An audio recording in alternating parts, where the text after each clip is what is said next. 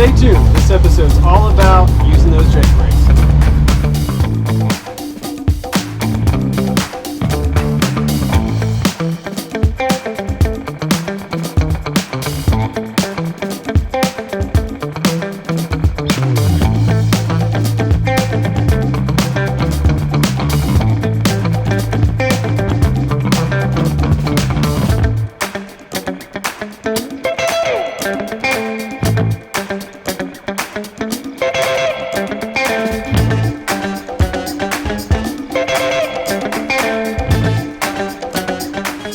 All right, so who is Jake and what are his brakes all about? Well, it's a great question.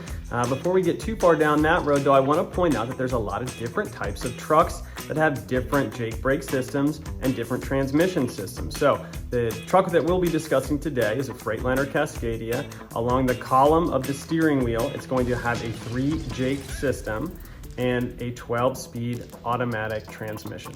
So that is the standard for the Freightliner Cascadia and what we'll be using to talk about our jakes today.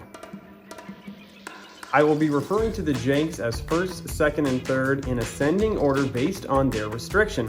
All that means is the higher the number, the more it's restricting our engine.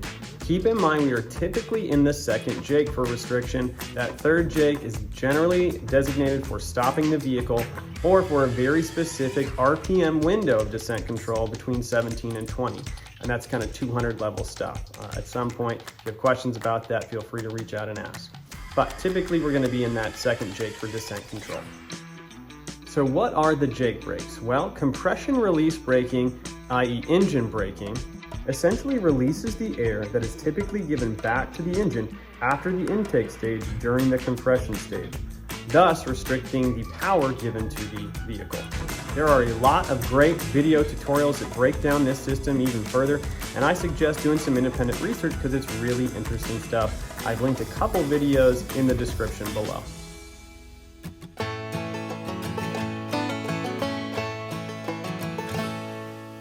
Okay, so before we get into the specifics of how to use the jakes, let's talk a little bit about the benefits and the drawbacks.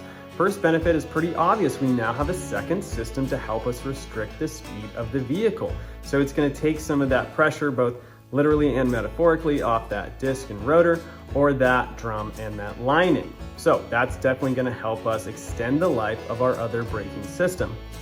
Additionally, it can help us with driver fatigue or drive endurance. When we are braking with our service brake on and off over the course of 10, 11 hours, it can be a little taxing once you've been doing it that long. If we can instead be using our toggle along that shifter to slide in and out of our jakes to engage our descent control, it creates a little bit less action, thus giving us a little bit more energy in the tank. And lastly, engaging with the jake brakes is a ton of fun. Just like any other skill, once you develop it and get good at it, it can be a really fun and rewarding process to do. So not just is it helpful for the vehicle and for us and for safety, it's a lot of fun to do. Some of those drawbacks are going to be, it's a pretty loud system typically, especially the older model truck that you go, the further back, the louder they can be. That's why you see a lot of those signs that say engine brake restrictions so that neighborhoods aren't being woken up at 3 in the morning from a over-the-road trucker coming through town. Another drawback is that they are a little dangerous in slick conditions, so we want to make sure that we administer them very carefully during those slick conditions so we don't get into any sort of a slide. Remember, when you engage your jake brakes, you're slowing the truck, but you're not slowing the trailer, and in a turn that can cause a slide. So we have to be very thoughtful about how we engage with those during slick conditions. And that third thing that we want to watch out for is it can be difficult on your engine if the RPMs get over 20. It can put us in a position where it starts to be a little tough on the engine. So just keep an eye on that and try and keep your RPMs at 20 or below, and that should extend the life of the engine and not put too much wear and tear on it.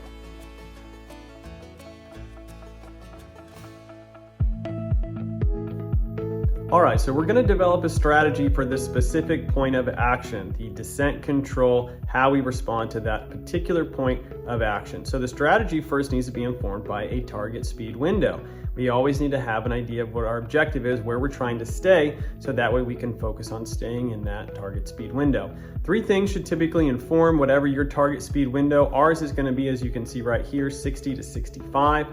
but 3 things should inform that target speed window. First off, it's going to be what is the posted speed limit, where we're going to be driving. The posted speed limit is 65. And also something to consider is what is the speed of traffic, because that is not always what the speed limit is. Oftentimes, if you've been driving in cities, you see at a posted speed limit is 55, but everyone else is going 65, which puts you in a tough spot because of course you want to go the speed limit, but you also don't want to be going slow enough to cause an accident. So be aware of what the posted limit is, but also be aware of what is the speed of traffic, what is the speed everybody else is going. The second thing that should inform your target speed window is your experience, your comfort level. Where are you comfortable most? Now, if you're young at this, earlier in your drive career, you're going to have a slower speed is where you're more comfortable, and that's okay. Everybody's got to drive their own drive. Once you're a little more advanced in your drive years, you might feel a little bit more comfortable, something higher than 60 to 65, but that's what we're going to be focusing on today based on our experience level and the circumstances present. The third thing that's going to affect your target speed window is going to be the current road circumstances, and that breaks down to traction, visibility, construction, and traffic. Those are our big 4. We're always trying to pay attention to see if any of those are going to inhibit our drive. And if they are, we're going to bring our speed to a more comfortable speed for those conditions. And again, those 4 are traction, visibility, construction, and traffic. If any of those are present, we want to adjust our speed accordingly. So now that we have our target speed window, we can move on to our strategy.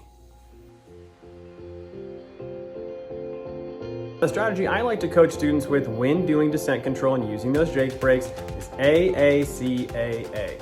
Now, the first A is going to be anticipation. We can see in this hill that we've created as we're about to crest that hill, we're coming up and we're saying to ourselves, okay, what are the circumstances? What's my target window? What gear am I in? And how significant is this hill?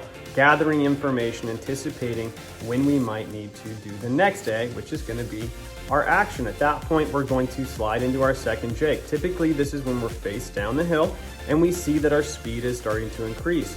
We're in our target speed window, somewhere between 60 and 65, and we see that speed is increasing, so we slide into that second jake. At this point, we are now in the control phase. So we are continuing down that hill and we are focusing on our descent control. If we see that our speed is increasing a little bit, we can gently help out with our service brake to bring ourselves back into our target speed window. And if we see that restriction is too much, that we are starting to drop speed, we can slide up into that first jake to lessen the restriction to try and stay in that target window. So at this point, we're watching our RPMs, we're watching our speedometer, and we're watching the hills we descend. As we control our speed, eventually we're going to get towards the bottom of that hill. At that point, we're going to start to anticipate getting out of those jakes and reestablishing that cruise. So at that point, we want to keep a little bit of momentum. Remember, the number 1 priority is always safety, but that second priority is efficiency. And if it's safe to do so, we want to maintain some of that momentum up that hill. That way we can stay at that target speed window of 60 to 65. Remember, you're very heavy out there and it's very easy to lose that speed as we climb that hill. So we got to be cognizant of those hills and how they negatively affect our speed as we make those climbs.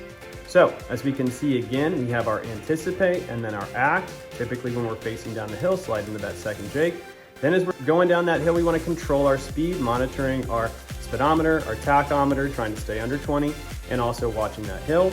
And then we want to anticipate getting out of those jakes towards the bottom of that hill to maintain some of that momentum. At that point, we're going to slide out of those jakes, reestablish the cruise. So at the top of the hill, cruise off, jakes on. The bottom of the hill, jakes off, cruise on. It's just that simple. Or is it? Let's head out into the field and take a look at what it looks like when we're actually going down a hill so you guys can see how this process works in the field. All right, as we're looking left and looking right in our mirrors, we're evaluating our lane position. It's looking pretty good there. And as we can see on our speedometer, we're making this climb. We are starting to lose some speed. So even empty, guys, we are very heavy. We are 30,000 pounds right now, which is 15 tons. That's pretty heavy. So you're gonna lose speed in those climbs. You wanna try and keep that momentum as best as you can to help your clock efficiency. Now as we're continuing to climb up this hill, we're starting to pick up a little bit more speed as it's leveling out. And we can see on that horizon, we have a sign reporting a descent that is coming up. So first we need to start to anticipate. That's that first A. We're cresting the hill, come off our cruise control, And as we face down, we continue that second A action, we slide into our second jake. And at this point, we're gonna monitor, we're gonna control that speed. We're watching our lane, we're watching our speedometer, and we're watching our tachometer. We wanna make sure we're staying under 20 RPMs and under 65 miles per hour. And if that speed does creep up a little bit, we can gently press our service brake to come back down as we need to right there.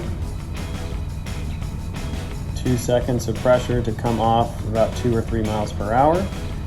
And that momentum can pick up again. And looks like we're gonna need to press that service brake again just a little bit, but at the bottom of the hill, we anticipate and we act. Slide up, shift up, and we're on to the next hill.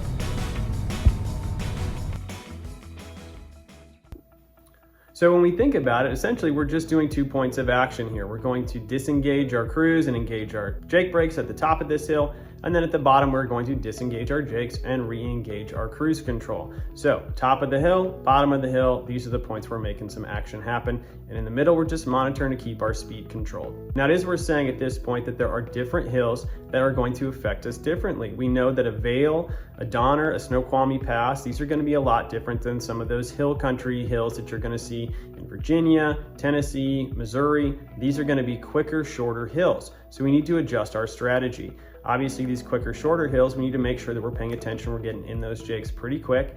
Those longer hills, we're probably going to be in lower gears in order to control our speed over that prolonged distance.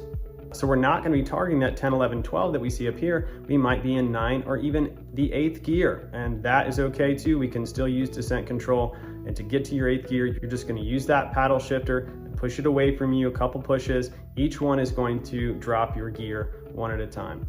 And these automatics aren't going to let you downshift to the point that is dangerous for the vehicle, so you just need to make sure that your speed is commensurate to the gear, and you can do that by pressing on your service brake to help bring your speed down to an acceptable target window for that particular gear. Now, a reminder about very slick conditions. I coach students that if there are very slick conditions present, to be using your jakes as a complement to your service brake and not in lieu of. And if you don't feel like you have sufficient traction to use your jakes, then it's best to potentially pull off and wait until you do have that traction before you engage those jake brakes. Remember, safety is our #1 priority, efficiency is #2, and those jakes will help you be a very efficient operator, but safety comes first, right? As they say, there's no load too hot, it can't cool off in a ditch. I love that phrase. Words to live by. Now, an important best practice is if you do ever find that as you're driving, that trailer is guiding the truck, it's kind of pushing it and the truck doesn't have complete traction, or you find that the trailer is sliding up next to or starting to go out into a jackknife. The thing to do in this situation is to calmly come off your brake and steer to get back in front. Wherever that trailer's going, try and get back in front of it. Don't swerve. Swerving can be a significant problem out here. It's the thing that causes accidents more than anything else, is these quick lateral movements. So we want to have a controlled lateral movement, and we want to come off our brake a little bit to give that truck an opportunity to get back in front of that trailer a little bit. So if you do ever see that that situation is developing, do your best to remain calm, off your brake, and steer a little bit towards that direction that the trailer's going, and that should help you regain control. So always best to be thinking about how to calmly address and solve a situation, and always be watching your trailer and paying attention so you can see it early. If we can see it early, we can keep those small problems small. All right, team, that is a very rudimentary overview of how to use your jakes and what the jakes are. If you have any questions about anything we went over in this video, please reach out to me directly, either email me or you can comment below. And as always, like, subscribe, share this stuff to anybody that you think would welcome it, and stay in touch from the road.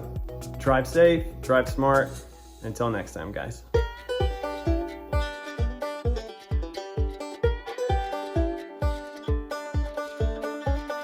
Now, some of the drawbacks can be, they're pretty loud. You know, you see a lot of those boppity-bop. The second thing that it should be is